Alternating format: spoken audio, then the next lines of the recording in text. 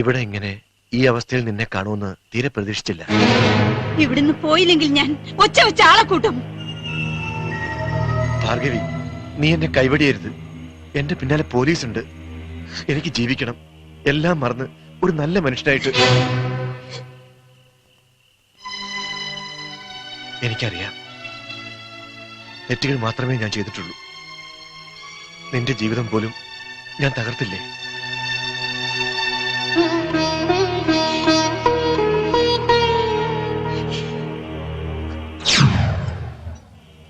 ഞാൻ ജയിലിലായ ശേഷം നാടുവിട്ട് എന്റെ ഭാര്യയെ പിന്നെ കണ്ടത് അവിചാരിതമായി അവിടെ വെച്ചാണ്. ഞാൻ സ്നേഹം നടിച്ചു. കാരണം എനിക്ക് വേണ്ടത് അഭയമായിരുന്നു.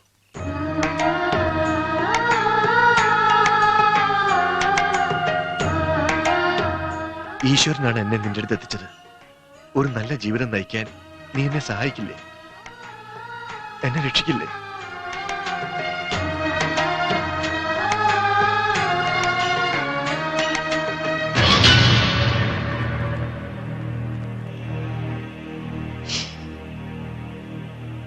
എനിക്കിങ്ങനെ ഒരു ഭർത്താവുണ്ടെന്നോ ഞാൻ വിവാഹിതയാണെന്നോ ഈ ഗ്രാമത്തിൽ ആർക്കും അറിയില്ല.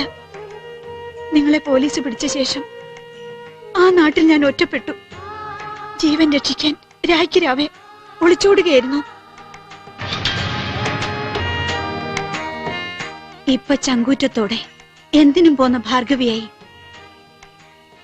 അധ്വാനിച്ച് ഞാനിവിടെ ജീവിക്കുന്നു. എന്നെ രക്ഷിച്ചവരായി ഗ്രാമത്തിലുള്ളവര് നിങ്ങളെ കുറിച്ച് ചോദിച്ചാൽ ഞാൻ എന്ത് മറുപടി പറയും? നിങ്ങളൊന്നും പറയണ്ട. ഒരുത്തൻ അവളുടെ വീട്ടിലേക്ക് കയറിപ്പോകുന്ന ഞാൻ എന്റെ കണ്ണുകൊണ്ട് കണ്ടതാണ്. വല്ലഭന്റെ കണ്ണായതുകൊണ്ടാ ഞങ്ങൾക്ക് സംശയം. വല്ലവന്റെ കണ്ണല്ല, എന്റെ സ്വന്തം കണ്ണാണ്. അത് ശരിയാ. അതല്ല വല്ലഭേട്ട, ചേട്ടൻ ഭാഗ്യവരുടെ വീട്ടിൽ പോയത് തെങ്ങ് കയറാൻ.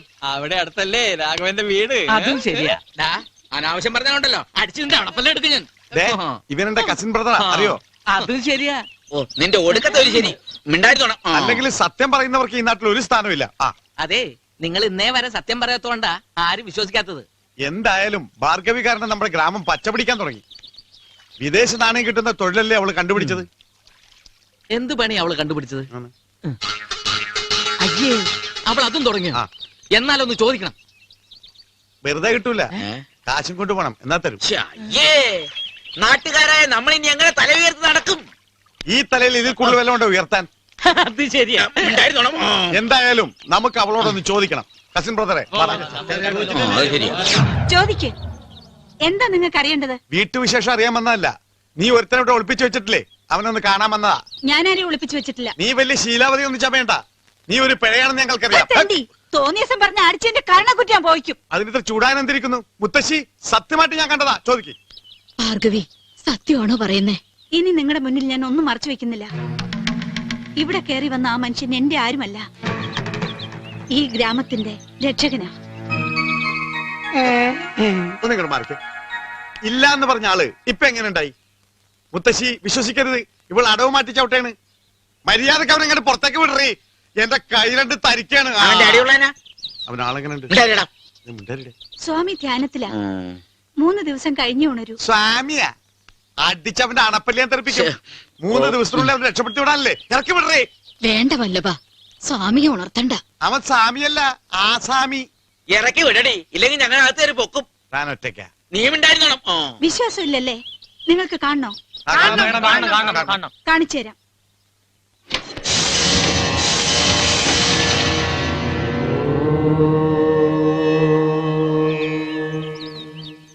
സ്വാമി ശരണം.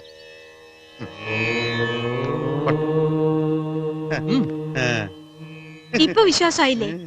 എല്ലാവരുടെയും മനസ്സ് നിറഞ്ഞില്ലേ? 3-ാം ദിവസം സ്വാമി നിങ്ങൾക്ക് ദർശനം തരും. ഇനി പോവാം. വാ, നമുക്ക് പോകാം. വല്ലഭന്റെ ഒക്കെ വാക്ക് ആരെങ്കിലും കേൾക്കോ? ഇപ്പൊ നാണക്കേടായില്ല. എന്താണ് ഉദ്ദേശം? ഇനിയിപ്പോ നമ്മുടെ കഷ്ടപ്പാട് ആത്മീയുടെ അളിയനാ. നമ്മുടെ നാട് 3 ദിവസം കഴിഞ്ഞിട്ട് വരാ.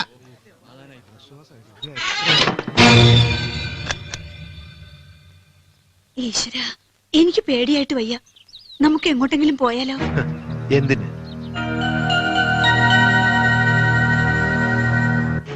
ഇന്നു മുതൽ അന്ധവിശ്വാസം നിറഞ്ഞ ഈ കൊച്ചു ഗ്രാമത്തിന്റെ രക്ഷകനാണ് ഞാൻ. ബ്രഹ്മാവ് എനിക്ക് നൽകിയ പുതിയ ജന്മം. സ്വാമി ബ്രഹ്മാനന്ദ. ഓം ഭഗവാൻ. എന്നും ഇവിടെ ഇങ്ങനെ തുടരാനാണ് ഭാവമെങ്കിൽ ഈ നാട്ടുകാരറിയെ എന്നെ വീണ്ടും താലി കെട്ടണം. എന്തോന്നും പറയാത്തെ? രക്ഷകൻ പറയുന്നതാണ് ഇനി ഇവിടെയുള്ളവരുടെ വേദവാക്യം. നീ നോക്കിക്കോ, ഇന്നേക്ക് 3-ാം ദിവസം നാട്ടുകാർ നമ്മളെ ഭാര്യ ഭർത്താക്കന്മാരായി അംഗീകരിക്കും. എങ്ങനെ? ഈ ഗ്രാമം ശാപത്തിൽ നിന്ന് മോചനം നേടണമെങ്കിൽ എനിക്കിവിടെ ഒരു ബന്ധം വേണമെന്ന് പറയും. അതായത് ഭാര്യ, ജീവിത പങ്കാളി. ആ ബന്ധം നിന്നിലൂടെ ഞാൻ പൂർത്തീകരിക്കും. ഗ്രാമവാസികളുടെ മുന്നിൽ വെച്ച് നിന്നെ ഞാൻ സ്വീകരിക്കും. പിന്നെ ആരെയും പേടിക്കാതെ ഒരുമിച്ച് ജീവിച്ചൂടെ മോളെ? അല്ലെങ്കിലും എന്നെ ചതിക്കില്ലെന്നറിയാം. നമ്മുടെ പുതിയ ജീവിതം ആരംഭിക്കാൻ ഇനി 3 ദിവസങ്ങൾ മാത്രം. ഓം ഭഗവാൻ. സ്വാമിയുടെ ഈ പുതിയ ഉച്ചാരണ രീതി കലക്കി. സ്വാമിമാർ ഇങ്ങനെ കടിച്ചാൽ പൊട്ടാത്ത പദങ്ങൾ കൊണ്ടേ സംസാരിക്കാൻ പാടുള്ളൂ ഭവതി. സ്വാമിമാർക്കപ്പോ ഇതേ പാടുള്ളൂ.